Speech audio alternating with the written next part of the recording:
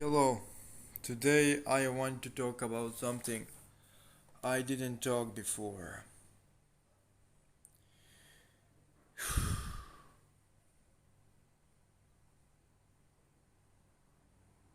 And that thing is why it is important to shut the fuck up regarding your magic. Why it is a thing you need to do. Do the magic and shut the fuck up. Because magic works. And because it works, it changes the world. And not everyone wants them changed. Not everyone wants you to change their world. Not everyone wants you to change your world. Not everyone wants you to change their life. Not everyone wants you to change your life. When you start talking about your magic, people will rise and people will counter it because they are aware of it. If they are not aware of it, however, they will not be able to counter what you do. So let's say you are doing a spell for marriage, and all of a sudden, women in your environment, multiple of them, become more affectionate. If you, however, proclaimed that you did a spell for marriage, they will connect two and two and realize that your spell has something to do with their affection. Or that your spell increased their affection.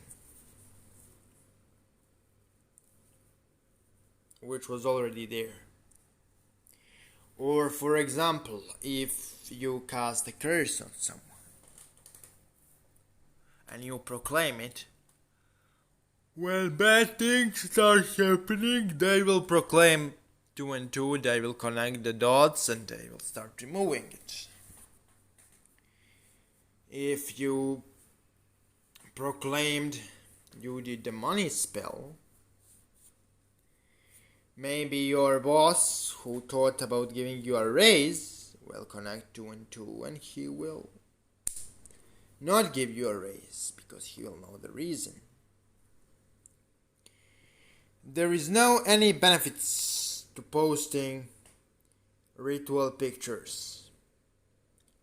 The pictures of altars, bragging all around the place about your magical success. There is no any benefit to that unless you want to build up your ego. I was told by the deity I am not allowed to name that I shouldn't talk about my personal practices anymore. They should be hidden and concealed. All of the information presented on this channel will be for public use and for my audience. Those information on the channel will not reflect what I do in my private life, magically speaking. Because I realized that me telling publicly my personal magical practice did much more harm than good to me. And one spirit I am not allowed to name told me what you already heard. Therefore, the era in which this channel served simply as a blog for my own personal practices is over. And this was a really important message to convey to people who follow me, because I think many other individuals make the same mistake. And since every video on this channel has to be more than 15 minutes long, or at least 15 minutes long, we will discuss one really important thing as the continuation of this video, and that's listening to the voice of the spirits and determining, are you talking to the projection of your own mind, or are you talking to the something external which is verifiable? And I will also discuss in this clip one really important advice for people who practice magic. Now, the question number one: how we can determine that what we are communicating with is indeed a spirit and not projection of our head. You see, if you are talking to the spirit and not to some bullshit imposter, you will not constantly receive wrong information. If you, for example, ask a spirit, did this person betray me? And they say no, and then you realize that you were actually betrayed. And shit like that happens over and over again. Then you are probably talking to the projection of your own head. Spirits speak cryptically, that's true.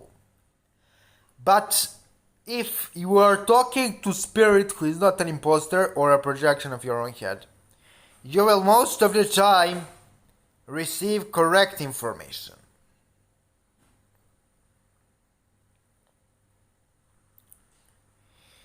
A lot of the people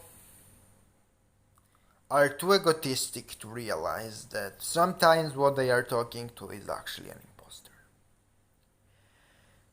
That egotistic trap happens to me too. We are all human. We are not gods.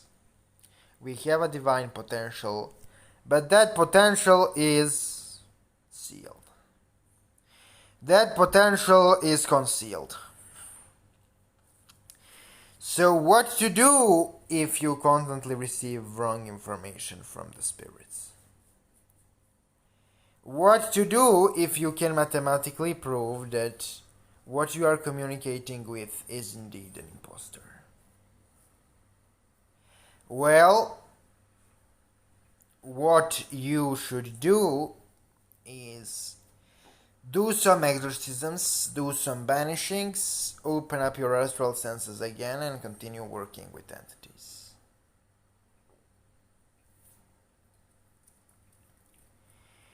There is another advice I want to give regarding this. Don't do your rituals constantly indoors, especially if that place is inhabited by other people who do not practice magic. When you summon certain energy in your space, that energy remains. It influences the people within it and you. People can react negatively to what you are doing spiritually. And in order to prevent that negative reaction, decent thing you can do is you can perform your rituals outdoors. That way you will make your family safe, your friends safe, your roommates safe, and you will be able to continue your practice without interference. It is not necessary to go to some super magical place.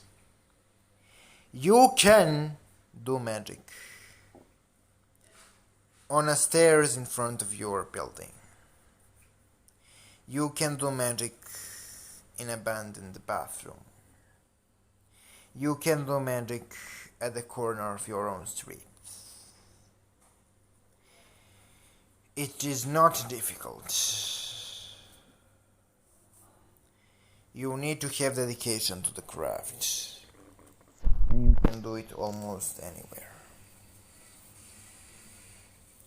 Just don't do it in your living space, because if you do, you will sooner or later fuck something up.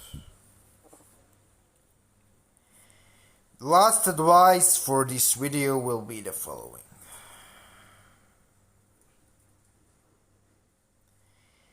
Despite the fact that we are black magicians, that we are obsessed with darkness, energies of sun are important. I know sun is usually RHP thing, but sun can be approached as a distraction. Sun brings drought too. And to approach sun destructively is a dedicated craft of a black magician. We should indeed approach sun gods for our own empowerment.